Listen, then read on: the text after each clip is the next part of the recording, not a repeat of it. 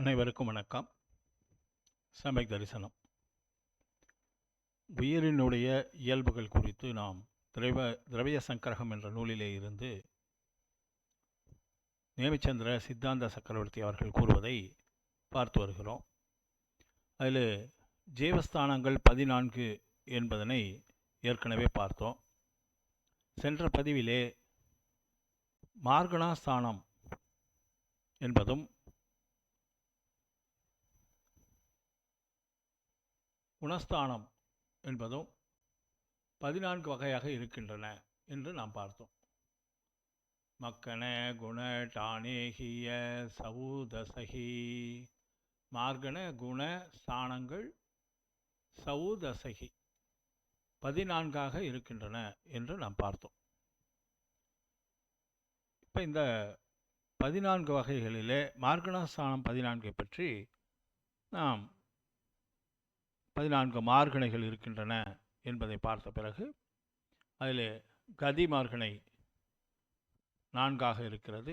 இந்திரியம் 5 வகை, காய மார்கணை 6, யோகம் என்பது 3, வேதம் என்கின்ற அந்த உணர்வு, வேத உணர்வானது 3 வகையாக இருக்கிறது. கஷாயங்கள் 4ஆக இருக்கின்றன. ஞானம் 8 வகை ஞானம் என்பதனை பார்த்த பிறகு சம்யமம் என்கின்ற 7 வகையான சம்யமங்கள் குறித்த ஒரு சின்ன விளக்கத்தையும் நம்ம அதில் பார்த்தோம். இதில் பார்த்தீங்கன்னா சாமாயிக சேதோபஸ்தாபன, பரிகார விசுத்தி, சூக்ஷ்ம சாம்பிராயம், யதாக்கியாதம், இந்த 5மே சாரித்திரத்திலையும் வரும். சாரித்திரம் என்றால் ஒழுக்கம். சாயமாக சாரித்திரம், சேதோபஸ்தாபன சாரித்திரம் எல்லாம் வரும். அந்த சாரித்திரத்துக்கு சம்பந்தப்பட்டது தான் சம்யமம். சம்யமம் என்பது புலனடக்கம். அந்த புலனடக்கத்தினுடைய விளைவாகத்தான் சாரித்திரம் என்கின்ற ஒழுக்கம் வருகிறது. அதனால் இதெல்லாம் நம்ம பார்த்தோம். சாமாயிகம் செய்யக்கூடிய அந்த ஒழுக்கத்தை கடைபிடிப்பவர் சாமாயிக சம்யமம் உடையவர். சேத உபஸ்தாபனா, தவறுகளை திருத்தி கொள்ளக்கூடிய நிலை. பரிகார உசுத்தி, மேலும் தூய்மைப்படுத்துகின்ற நிலை. சூக்ஷ்ம சாம்பிராயம், வினைவரவு மிக குறைந்த அந்த நிலை. அதுக்கப்புறம் உச்ச நிலையாக யதாக்கியாதம் என்பது வினைவரவே இல்லாத நிலை, முழுமையான சம்யமம் உடையது, முழுமையான புலனடக்கம் உடையது. இந்த 2ஐ தவிர சம்யமம் அசம்யமம் 2 வகை பார்த்தோம். இது ஒரு வகை தான். சம்யமமும் அசம்யமமும் கூடியிருக்கக்கூடியது. அதாவது புலனடக்கம் கொஞ்சம், புலனடக்காத சில விஷயங்கள், இரண்டும் கலந்த மாதிரி இருந்தால் அது சம்யமம். அசம்யமம் என்பது முழுமையான புலனடக்கம் இல்லாத நிலை. சென்ற பதிவில் கூட இந்த புலனடக்கம் என்ற வார்த்தைகளில் ஒரு சில உச்சரிக்கின்ற இடங்களில் புலனடக்கம் இல்லாமல் என்று அது வந்தது. அதை கொஞ்சம் திருத்தி பார்த்துக்கொள்ளுங்கள். அதாவது புலனடக்கமானது இருக்க வேண்டும், அதுதான் சம்யமம். அதை நாம் புரிந்து கொள்ள வேண்டும். இப்போ அடுத்த மார்கண ஸ்தானம் தரிசன மார்கணா. தரிசன மார்கணா என்பது நம்ம ஏற்கனவே 4 விதமான தரிசனங்களை பற்றியே பார்த்துட்டோம். தரிசன உபயோகம் என்ற தலைப்பில் பார்க்கும்போது சக்ஷு, அசக்ஷு, அவதி, கேவல தரிசனங்கள் 4 தரிசனங்கள். கண்ணால் காணுகின்ற தரிசனம் உடையவர் அந்த சக்ஷு தரிசன மார்கணாவில் இருக்கிறார். பிற புலன்களால், பிற பொறிகளால் உணரக்கூடிய சக்தி உள்ளவர்கள் அசக்ஷு தரிசனம் உடையவர்கள். அதே போல் அவதி தரிசனம், நம்ம அதுக்கான விளக்கம் பார்த்தோம். ஒரு எல்லைக்கு உட்பட்டு நேரிலே காணாத உருவப்பொருள்களை அறிந்து கொள்ளுதல், அது அவதி தரிசனம். கேவல தரிசனம் என்பது 3 லோகத்தில் இருக்கின்ற அனைத்து பொருள்களையும் அவற்றினுடைய 3 கால மாற்றங்களோடு முழுமையாக அறிந்து கொள்ளக்கூடிய முழுதுணர் அறிவு, அதுதான் கேவல தரிசனம். முழுதுணர் அறிவு என்பது ஞானம். அந்த ஞானத்துக்கு முன்னால் வரக்கூடியது கேவல தரிசனம். ஆனால் கேவல தரிசனமும் ஞானமும் ஒன்றாத்தான் வரும். வழக்கமாக மற்றவற்றில் தரிசனம் வந்த பிறகு ஞானமானது வரும் அடுத்த சமயத்தில். அதுக்கும் டைம் கேப் ரொம்ப இருக்காது. பார்க்கும், அறிகிறோம். அதுதான் பார்த்தல் என்பது முதல் கணத்தில், முதல் சமயத்தில், அறிவது என்பது ரெண்டாவது சமயத்தில். ஆனால் கேவல தரிசனத்தை பொறுத்த வரைக்கும் அவதி தரிசனம் அப்படி தான். முதலிலே அதை தரிசனம் செய்கிறார்கள், அப்புறம் அது ஞானமாக மாறுகிறது. ஆனால் கேவல தரிசனத்தை பொறுத்த வரைக்கும் அது கண்ணாடியில் பார்ப்பது போலன்றதால் பார்க்கிறதும் அறிவதும் ஒரே நேரத்திலே நிகழக்கூடியது. அது கேவல தரிசனம். இந்த மாதிரி 4 வகையான தரிசனங்கள் உயிருக்கு இருக்கின்றன என்று நாம் பார்க்கிறோம். அடுத்ததாக வருவது லேசியை, லேசியா என்று கூறுவார்கள். 6 வகையான லேசியைகள் இருக்கின்றன. கிருஷ்ண லேசியை, அது கருப்பு. நீல லேசியை, காபோத லேசியை என்பது சாம்பல், பீத லேசியை என்பது மஞ்சள், பத்ம லேசிய என்பது சிகப்பு, சுக்ல லேசிய என்பது வெண்மை. இவை நிறங்களை குறிக்கக்கூடியவை.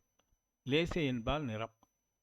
நிறம் என்று சொன்னால் நம்ம உடலிலே அல்லது பொருள்களிலே காணப்படுபவற்றை நிறம் என்று நாம் எடுத்துக்கொள்கிறோம். அதில் இன்னும் சூட்சமமாக இதில் நமக்கு என்ன ஆகமம் தெரிவிக்கிறது என்று சொன்னால், இந்த லேசியை என்பது குணம் சம்பந்தப்பட்டது. குணம் என்றால் அவருடைய மனதில் இருக்கக்கூடிய எண்ணங்கள் தான் குணமாக மாறுது, அவருடைய குணத்தை. அந்த குணம் கருப்பு மனம் படைத்தவர் என்று நம்ம சொல்லுவோம். அது இருளடைந்த மனத்தை உடையவர்னால் யார்? எல்லாம் கெட்ட விதமான விஷயங்களை எல்லாம் நினைக்கக்கூடியவர், பேசக்கூடியவர், செய்யக்கூடியவர். அந்த 3 விஷயத்திலே இருக்கிறதுலே தீய விஷயங்களை எல்லாம் அனுசரிப்பவர். அவர் கருப்பு இதயம் கொண்டவர் அல்லது கருப்பு மனமுடையவர் என்று நம்ம சாதாரணமாக சொல்கிறோம். அதைத்தான் இது குறிக்கிறது. கிருஷ்ணலேசியா என்று சொன்னால் தீய விஷயங்களிலேயே கவனத்தை செலுத்தி கொண்டு இருப்பவர். நீலலேசியா என்றால் அதை விட கொஞ்சம் பரவாயில்லை. காபோத லேசியை சாம்பல் என்றால் அதற்கும் கொஞ்சம் பரவாயில்லை. இந்த 3ம் தீய லேசியைகள் என்று கூறப்படும். காபோதம் என்பது கொஞ்சம் குறைஞ்ச தீயது, நீலம் என்பது அதை விட கொஞ்சம் அதிக தீயது, கிருஷ்ணலேசியா என்பது மிகவும் தீயது. அதற்கு அடுத்து வரக்கூடிய பீதலேசியா என்றால் மஞ்சள், அதுவும் பத்மலேசியா என்றால் சிகப்பு, சுக்லலேசியா என்றால் வெண்மை. இந்த 3ம் நல்ல லேசியைகள். இதில் பார்த்திங்கன்னா சுக்லலேசியா மிகவும், அதாவது வெள்ளை மனதுன்னு சொல்லுவாங்க இல்லைங்களா, அங்கே எப்படி இருளடைந்த மனதுன்னு சொல்கிறோமோ கிருஷ்ணலேசியைக்கு, அதுக்கு அப்படியே ஆப்போசிட்டாக இருக்கக்கூடிய அந்த தூய மனத்தை வெண்மை நிறத்தால் குறிக்கிறாங்க. அதை விட கொஞ்சம் தூய்மை கம்மியானது பத்மலேசியை, அதை விட கொஞ்சம் தூய்மை கம்மியாக இருப்பது பீதலேசியை. இதில் பார்த்திங்கன்னா இந்த வரிசையாக இருக்கும். அதனுடைய குணநலன்கள் மேம்பட்டு கொண்டே வருவது கிருஷ்ண, நீல, காபோத, அதன் பிறகு பீத, பத்ம, சுக்ல. இந்த 3 லேசியைகள் தீய லேசியைகளாகவும் இந்த 3 லேசியைகள் நல்ல லேசியாகளாகவும் காணப்படுகிறது. இதெல்லாம் நீங்கள் சில நூல்களிலேயும் கோயில்களில் சில படங்கள் கூட வரைஞ்சிருப்பாங்க, நீங்கள் பார்த்துருக்கலாம். ஒரு மரத்தில் ஒரு ஆள் கோடாலியை எடுத்து அடி மரத்தை வெட்டுவது போலவும், ஒருவன் கிளை மரத்தை வெட்டுவது போலவும், அந்த மாதிரியெல்லாம் படம் நம்ம பார்த்துருப்போம். அந்த படத்தில் பார்த்திங்கன்னா அந்த கோடாலியை கொண்டு அடிமரத்தையே வெட்டுவோம். ஒரு பழம் வேண்டும் என்பதற்காக, பழம் பழுத்து இருக்கிறது, மாம்பழம் பழுத்து இருக்கிறது ஒரு மரத்தில், அது ஒரு பழம் வேண்டும் என்பதற்காக அந்த மரத்தினுடைய அடி வேறையே வெட்டுகிறவன் அவன் கிருஷ்ணலேசியை உள்ளவன், அந்த மாதிரி குணமுடையவன். அதை சித்தரித்து காட்டுவதற்காக அதில் குறிப்பிடப்பட்டிருக்கிறது. அப்புறம் கிளையில் இருப்பாங்க, அந்த கிளையில் இருக்கக்கூடிய சிறு கிளைகளில் அந்த கிளையை உடைச்சி அந்த பழத்தை எடுப்பாங்க. அதன் பிறகு பழுத்திருக்கிற பழத்தை கையாலே பழத்தை மட்டும் பறிப்பாங்க. சில பேர் பார்த்திங்கன்னா கீழே விழுந்து கிடக்கிற பழத்தை மட்டுமே எடுப்பார்கள். அவர்கள் சுக்லலேசியை உடையவர்கள். அந்த மரத்திலிருந்து தானாக விழுந்த பழத்தை மட்டும் எடுத்து சாப்பிடணும் அப்படின்னு நினைக்கிறவங்க சுக்லலேசியை உடையவர்கள். அது ஒரு சித்தரிப்புக்காக தான். அந்த படமெல்லாம் வந்ததுன்னா கூட நம்ம ஏதாவது ஒன்று இருந்துச்சுன்னா நம்ம பார்க்கலாம். அதனால் சில இடங்களில் அதை நீங்கள் பார்த்துருக்கக்கூடும். அது ஒரு குணத்தை குறிப்பதற்காக அந்த படம் வரையப்பட்டிருக்கிறது. அது லேசியை குறித்த படம் என்பதை நம்ம தெரிந்து கொள்ள வேண்டும். அதற்கு அடுத்து பார்த்திங்கன்னா பவ்யத்துவ மார்கணா என்று கூறப்படும். பவ்யத்துவம் என்றால் என்ன? அபவ்யம், பவ்யம் 2 வகையாக இருக்கும். அது பவ்யன் என்றால் அதற்கு நமக்கு ஆகமங்களை முழுமையாக தெரிந்து கொள்வதிலே ஆர்வம் உள்ளவன், ஆகமம் கூறுவதை கடைப்பிடிக்க வேண்டும் என்ற எண்ணத்தோடு அந்த பாதையிலே செல்பவன், பல நல்ல குணங்களை படைத்திருப்பவன் அவன் பவ்யன். அபவ்யன் என்றால் அதற்கு ஆப்போசிட்டாக இருக்கிறது. இதில் வந்து பவ்ய உயிர்கள் மட்டுமே முக்திக்கு செல்லக்கூடும், செல்வதற்கு வழி இருக்குது. அபவ்ய உயிர்கள் செல்லாது. அபவ்ய உயிர்கள் நல்ல வழிக்கே வராது. எந்த காலத்திலையும் தூய்மையான நிலைக்கு வராத அளவுக்கு சில உயிர்களோட, சில ஆன்மாவோட வினைகளானது இருக்கின்றன என்று நமக்கு நூல்கள் கூறுகின்றன. அதை எப்படி நம்ம அறிந்து கொள்வது என்று சொன்னால், அது கேவலி பகவானுக்கு தான் தெரியும் அப்படின்னு முடிச்சிடுறாங்க. அந்த நூல்களில் பார்த்தோம்னா, இப்போ எப்படி ஒரு சில உயிர்கள் மோட்சத்துக்கே போகாது என்று சொல்கிறார்கள். இப்போ கெட்டவங்களாக இருந்தால் கூட அந்த நல்ல குணத்தை மேற்கொண்டு அடுத்தடுத்த பிறவிகளே தன்னுடைய ஆன்மாவை தூய்மை செய்து கொண்டு மோட்சத்துக்கு போவது, அதுதான் வந்து நாம் முயற்சி செய்வது. அது பவ்ய உயிருக்கு மட்டும்தான் சாத்தியம், அபவ்ய உயிருக்கு சாத்தியமில்லை என்று நமக்கு கூறுகிறார்கள். அதுக்கு இன்னும் நீண்ட விளக்கம் இருக்கிறது. அது நம்ம அதனுடைய பவ்யத்துவம் என்பது வரும்போது பார்க்கலாம். கோமட்டச்சாரம் என்ற நூலிலே இப்போ இந்த திரவிய சங்கரகம் எழுதிய நேமிச்சந்திர சித்தாந்த சக்கரவர்த்தி தான் கோமட்டச்சாரத்தையும் எழுதியிருக்கிறார். கோமட்டச்சாரம் என்பது ஷட்கண்ட ஆகமத்தினுடைய பிழிவு. அதை அப்படியே ஜூஸ் மாதிரி பிழிஞ்சு கொடுத்துருக்காரு கோமட்டச்சாரம். அது மிகப்பெரிய நூலாக இருக்கும். அதில் இதுக்கு ஒவ்வொன்றுக்கும் தனித்தனி சாப்டர் போட்டு சொல்லியிருக்காங்க. அதிலிருந்து தான் நம்ம இந்த விவரங்களை எல்லாம் நம்ம எடுத்துக்கொள்கிறோம். ஏன்னு கேட்டால் திரவிய சங்கரகம் ஒரே வார்த்தையில் முடிச்சிடுச்சு, மார்கனா என்று. அந்த மார்கனா என்ன என்று சொன்னால் அந்த கோமட்டச்சார நூலில் தான் போய் தேடணும். இப்போ அந்த நூல்களிலே கொடுப்பதை அடிப்படையாக வைத்து தான் நம்ம இதெல்லாம் அறிந்து கொள்கிறோம். அதனால் பவ்யத்துவம் என்பது 2 வகையாக இருக்கிறது. அதே போல் சமயத்துவம் என்று சொன்னால் நற்காட்சி என்று தெரியும். அந்த நற்காட்சியை பெற்றவர், நற்காட்சி, ஞானம், நல்லொழுக்கம் 3 வர பெற்றவர். அந்த மொத்தத்தையும் சேர்த்து சமயத்துவம் என்று சொல்கிறோம். மும்மணி என்றும் சொல்வது உண்டு. அந்த சமயத்துவ நிலையை பற்றி சொல்கிறது தான் இது. இது வந்து 6 வகையாக இருக்கிறது என்று கூறுகிறார்கள். ஔபசமிக சமயத்துவம், உபசமம் என்பது தான் சமஸ்கிருதத்தில் ஔபசம் என்று கூறப்படுகிறது. ஔபசமிக சமயத்துவம், ஷயோபசம சமயத்துவம், ஷாயிக சமயத்துவம், இது 3 இருக்குது. ஒன்று அது இன்னொரு அங்கம் வந்து மித்யா தரிசனம், சாசாதனம், மிஸ்ரம். இவையெல்லாம் அந்த தரிசனத்தில் வரக்கூடியவை. இதில் நமக்கு 4வதாக இருக்கக்கூடிய மித்யா தரிசனம் என்றால் தெரியும், அறியாமை. அதாவது ஆகமத்திலே இருப்பவற்றை எதையும் வந்து ஏற்றுக்கொள்ளாமல், அதை நம்பாமல் அறியாமையிலே இருக்கக்கூடிய ஜீவன் மித்யா தரிசனம். அதுதான் இருக்கிறதுலே கீழ்நிலை ஜீவன். 1ஆம் நம்பர் அதுதான். அதாவது கீழே இருந்து மேலே போகிறோம் இல்லையா, படி. அதில் மிக கீழ்ப்படியில் இருக்கக்கூடிய முதல் படியாக இருக்கக்கூடியவர் அந்த மித்யா தரிசனம், அந்த உடையவர் மித்யா திருஷ்டி. அதன் பிறகு அவர் சமயத்துவத்தை பெறுகின்ற முயற்சியிலே ஈடுபடும்போது அவருக்கு சமயக் தரிசனமும் மித்யா தரிசனமும் 2 கலந்த மாதிரியான நிலையானது இருக்கும். அந்த கலந்த நிலையை 6வதாக இதில் போட்டிருக்கிற இந்த மிஸ்ரம் என்ற நிலை குறிக்கும்.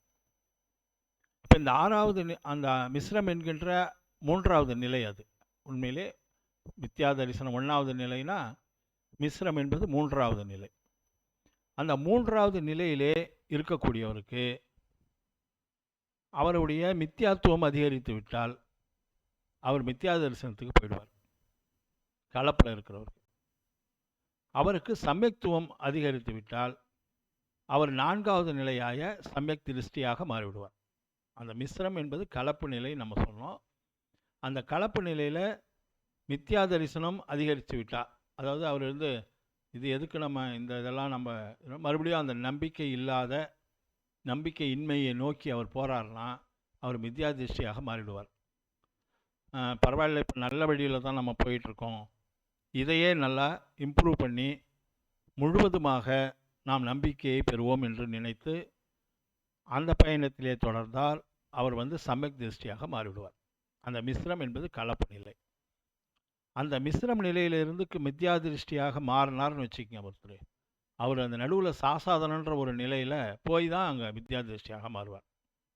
அது சாசாதன நிலைனா என்னென்னா, ஒரு நிலையற்ற ஒரு இடம். அதாவது ஒரு மலையில் ஒருத்தர் இருக்கார், அவர் கீழே விழறாருன்னு வச்சுக்கோங்க, தரையில் வந்து விழுவார். மலையினுடைய உச்சி வந்து மிஸ்ரம்னு வச்சுக்கணும்னா, தரை வந்து மித்யா தரிசனம். இப்போ இந்த நடுவில் இருக்குது பாருங்களா நிலை, மேலேருந்து கீழே வரும்போது அது கீழே வந்துக்கிட்டே விழுந்துக்கிட்டே இருக்கிறாரா, அந்த நிலைக்கு பேர் தான் சாசாதனம். அது நிலை இல்லாதது. எப்படி அங்கேருந்து விழுந்தால் கீழே தான் விழணும். ஆனால் அவர் அந்த விழுகின்ற வரைக்கும் சாசாதன நிலையிலே இருக்கிறார். அதனால் 1வது நிலை மித்யா தரிசனம், 2வது நிலை சாசாதனம், 3வது நிலை தான் மிஸ்ரம். இப்போ இந்த 3க்கும் நம்ம தெரிஞ்சுக்கலாம். இது குணஸ்தானத்தில் இன்னும் விளக்கமாக இப்போ நம்ம பார்த்துட்டோம். இதுதான் குணஸ்தானத்துலேயும் வரும். இப்போ அந்த முதல்ல சொல்லப்பட்ட உபசம சமயத்துவம் என்று சொல்கின்ற அவுபசமிக சமயத்துவம், ஷயோபசம சமயத்துவம், ஷாயிக சமயத்துவம்.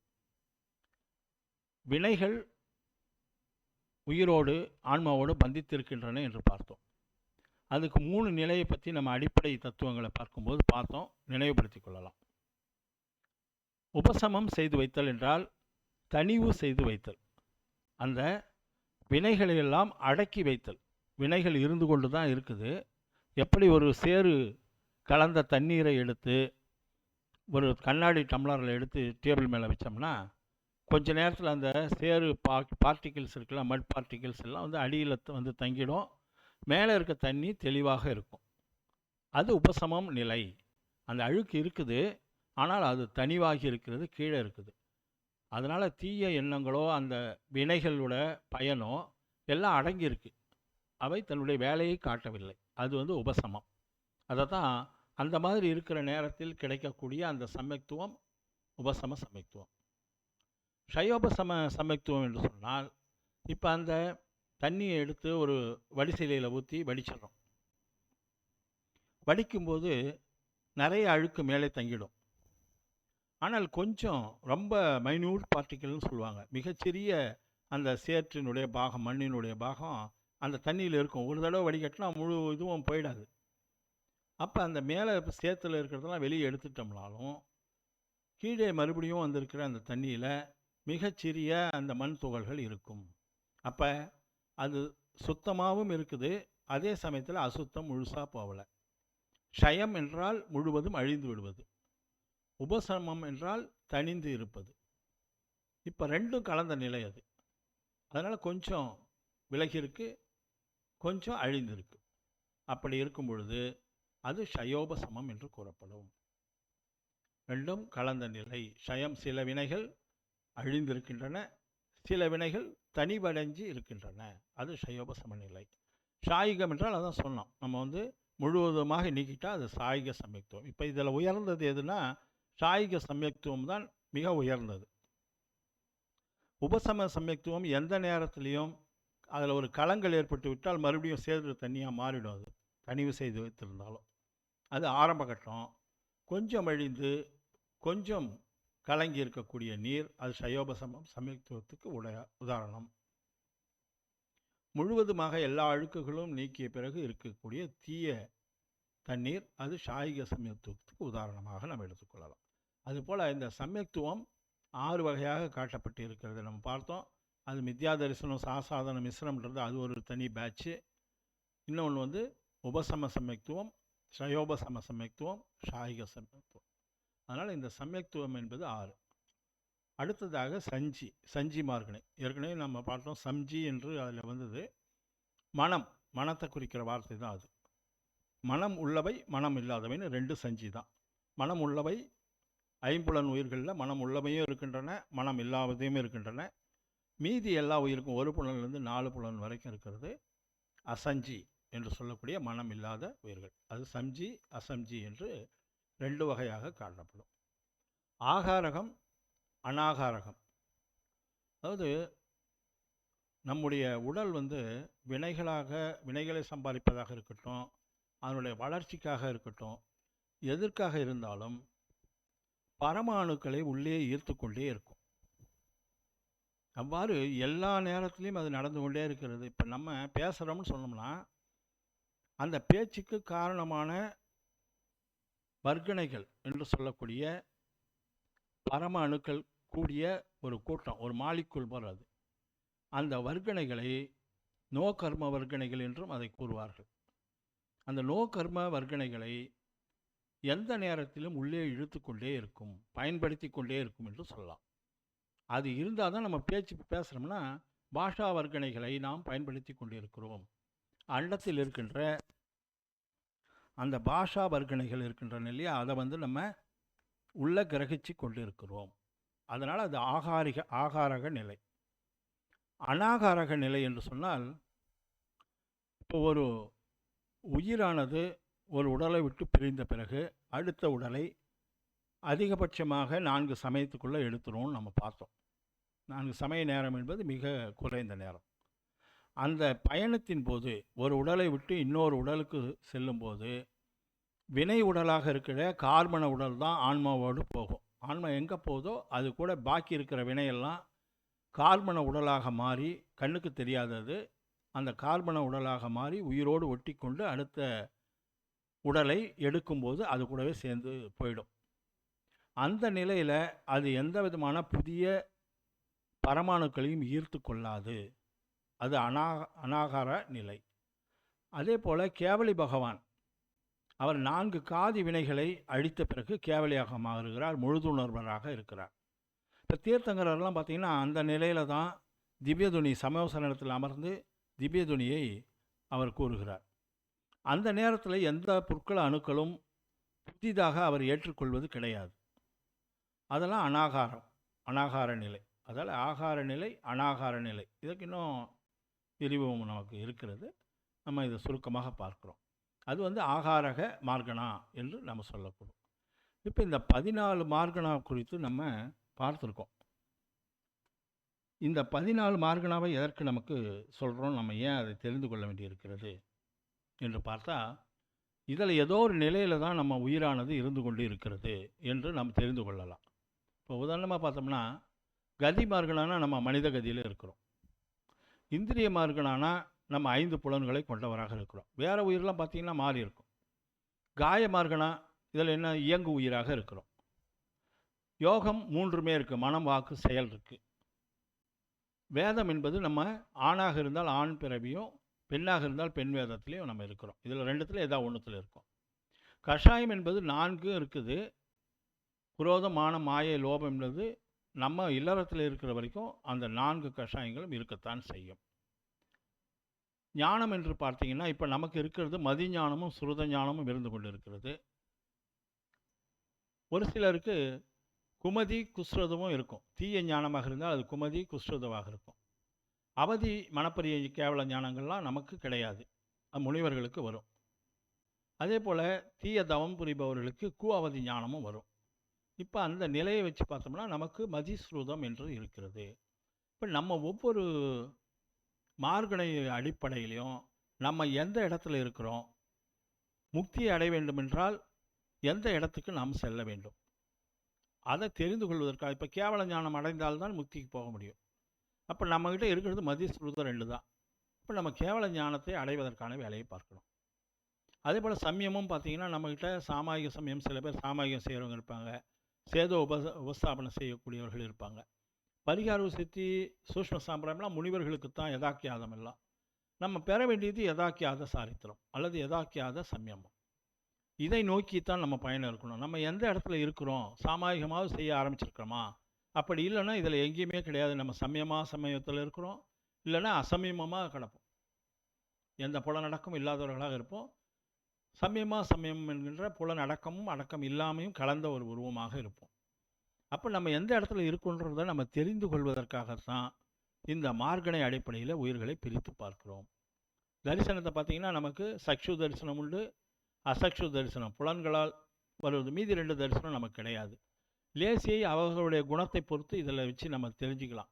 கிருஷ்ண லேசியம் இருக்கலாம், சுக்ல லேசியாகவும் இருக்கலாம். அவருடைய குணத்தை வச்சு அதை கண்டுபிடிக்கலாம். பவ்யத்துவம் என்பது மோட்சம் அடையக்கூடிய வாய்ப்பு இருக்கிற ஜீவன் பவ்யமா ஜீவன். சமயத்துவத்தில் நம்ம பெரும்பாலும் உபசமம் செய்து வைத்திருக்கலாம், சயோபசமத்தில் இருக்கலாம். சாய்க சமயத்துவம்லாம் நமக்கு வரல. இந்த 3இல் பார்த்தீங்கன்னா மிஸ்ரத்தில் இருக்கலாம். நம்ம 2 கலந்துருக்கலாம், மித்யாத்துவம் கொஞ்சம், சமயத்துவம் கொஞ்சம். ஒரு உதாரணத்துக்கு தான் இதெல்லாம் சொல்கிறேன், அடிப்படையாக நம்ம புரிந்து கொள்ள வேண்டும் என்றதுக்காக.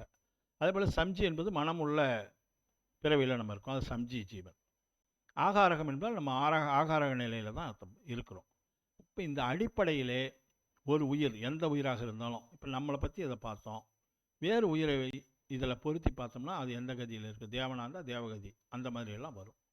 அந்த அடிப்படையிலே எந்த மோட்சத்தை நோக்கி நாம் பயணிக்கிறோமோ அந்த பயணத்திலே எந்த இடத்திலே நாம் இருக்கிறோம் என்பதை தெரிந்து கொள்வதற்காகத்தான் இந்த மார்கணா அடிப்படையில் 14 மார்கணா அடிப்படையில் 14 விதமாக கூறப்பட்டிருக்கிறது என்பதை நாம் புரிந்து கொள்கிறோம். எனவே அதனால் மார்கணா ஸ்தானம் 14, ஜீவஸ்தானம் 14 பார்த்துட்டோம். மார்கணா ஸ்தானம் 14 என்பதனை இந்த பதிவு மூலம் நம்ம பார்க்குறோம். அடுத்ததாக குணஸ்தானம் 14 என்பது இருக்கிறது. கொஞ்சம் இதில் புரிந்து கொள்வதில் வேகமாக போனால் புரிந்து கொள்வதிலே கொஞ்சம் சிரமம் இருக்கலாம். அதில் ஏதாவது கேள்விகள் இருக்குமானால் நீங்கள் கேட்கலாம், எனக்கு தெரிந்ததை நான் தெரிவிப்பேன். குணஸ்தானம் என்பது ரொம்ப அடிப்படையான விஷயம், அதையும் நம்ம பார்க்கலாம் என கூறி வாய்ப்புக்கு நன்றி கூறி முடித்துக் கொள்கிறேன். ஜெய் ஜினேந்திரா, இளங்கோத்திருமொழி, திண்டிவனம். வழக்கம் போல் இந்த பதிவை வந்து யூடியூப்பில் அப்லோடு செய்திருக்கேன். அப்போ அவ்வாறு வரும்பொழுது அதனை நீங்கள் பார்த்து அந்த யூடியூபுக்கும் ஆதரவளிக்குமாறு அன்போடு கேட்டுக்கொள்கிறேன். நன்றி, வணக்கம்.